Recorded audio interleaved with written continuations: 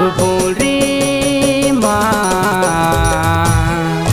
मैं लिखी हूँ श्याम रतन वो, मैं लिखी हूँ श्याम रतन, मैं लिखी हूँ श्याम रतन वो, मैं लिखी हूँ श्याम रतन। रायपुर बिलासपुर कमल था महाराजा, नहीं देखे तो लटे हथौड़ी लेके आजा। रायपुर बिलासपुर कमल था महाराजा, नहीं देखे तो लटे हथौड़ी लेके आजा। ये मोर बयारो चला के जादू, घंटे पे मोला दगा दगा दगा। अब गोरी माँ मैं लिखी हूँ श्याम रतन वो, मैं लिखी हूँ श्याम रतन, मैं लिखी हूँ श्याम रतन वो, मैं लिखी हूँ श्याम रतन।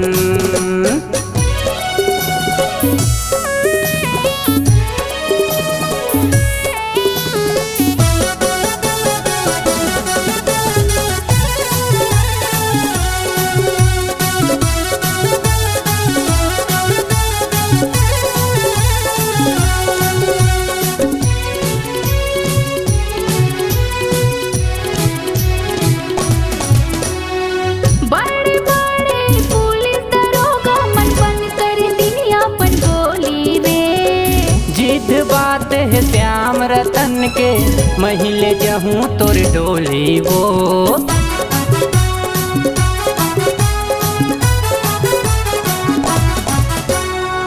बड़े बड़े पुलिस दरोगा मन बंद कर दिया अपन बोली रे। जिद बात है श्याम रतन के, मैले जहूँ तोर डोली वो।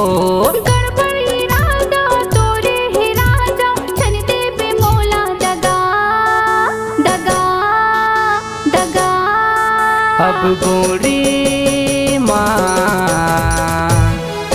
मैं लिखी हूँ श्याम रतन वो, मैं लिखी हूँ श्याम रतन, मैं लिखी हूँ श्याम रतन वो, मैं लिखी हूँ श्याम रतन।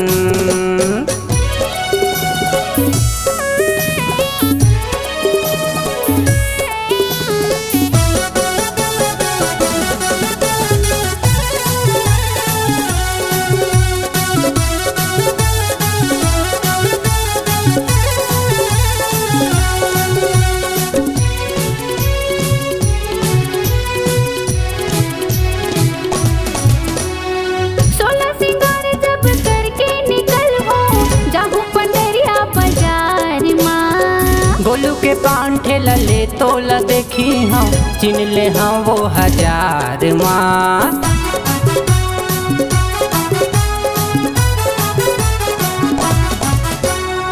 सोलह सिंगार जब करके निकल हो, जाहू पंडेरिया बाजार माँ। गोलू के पांठे लले तोला देखी हाँ, चिन ले हाँ वो 1000 माँ।